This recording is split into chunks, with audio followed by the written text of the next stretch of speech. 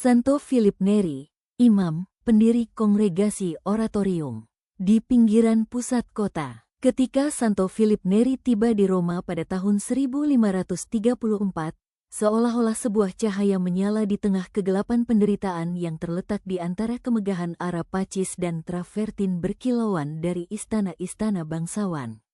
Pusat kota mempunyai permukaan pinggir yang kotor, dan Philip akan pergi dan mendapatkan bilik kecil di San Girolamo di Via Giulia. Pada siang hari, walaupun sebelum dia ditahbiskan menjadi imam, wajahnya yang ramah dan hatinya yang gembira membawa orang-orang yang bertemu dengannya ke kehangatan Tuhan, yang kehangatannya dia menambahkan sedikit roti bila mampu, atau belayan di dahi, bisikan penghiburan, kepada mereka yang mengeluh tentang tempat tidur di rumah sakit penderita penyakit kronis.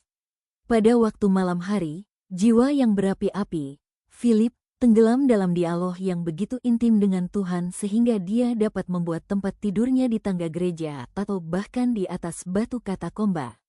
Selalu tersenyum. Hal ini, menurut Paus Fransiskus dalam pesannya yang mengimbas kembali peringatan 500 tahun kelahiran Santo Philip Neri, menjadikannya seorang pewarta firman Tuhan yang penuh semangat. Inilah rahasia yang menjadikannya seorang pembentuk jiwa. Kebapaan rohaninya, kata Paus Fransiskus, kebapaan rohaninya bersinar melalui semua karyanya, yang ditandai dengan kepercayaan kepada orang-orang, dengan menolak warna-warna gelap dan suram, dengan semangat meriah dan sukacita, dengan keyakinan bahwa rahmat tidak menekan kodrat tetapi menyembuhkannya, memperkuatnya, dan menyempurnakannya. Memetik penulis dari biografi Santo Philippus, Paus Fransiskus melanjutkan dalam pesan itu dengan mengatakan, dia mendekati dengan cara yang sederhana, sekarang yang ini, lalu yang itu, dan semua orang dengan cepat menjadi temannya.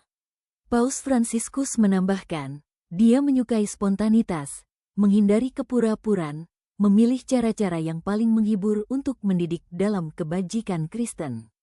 Pada saat yang sama dia mengusulkan disiplin yang sehat yang melibatkan latihan kesediaan untuk menerima Kristus secara konkret ke dalam kehidupan seseorang. Waktu oratorium, ramai daripada mereka yang mengenal Philippus ingin melakukan seperti yang dilakukannya. Demikianlah, oratorium terbentuk di antara gubuk-gubuk busuk yang setiap hari diwangikan oleh kasih yang nyata dan bukan proyek yang dilukis di atas kertas dan dijatuhkan dari atas sebagai sedekah dingin. Berkat kerasulan Santo Philippus juga, tulis Paus Fransiskus lagi, komitmen terhadap keselamatan jiwa kembali menjadi keutamaan dalam tindakan gereja, sekali lagi difahami bahwa para gembala harus bersama umat untuk membimbing dan menyokong mereka dalam iman. Philippus sendiri menjadi seorang gembala setelah ditahbiskan menjadi imam pada tahun 1551, meskipun dia tidak pernah mengubah gaya hidupnya. Lama-kelamaan, komunitas pertama terbentuk di sekitarnya, yaitu kelompok sel dari kongregasi oratorium di masa depan yang pada tahun 1575 menerima berkat dari Paus Gregorius ke-13.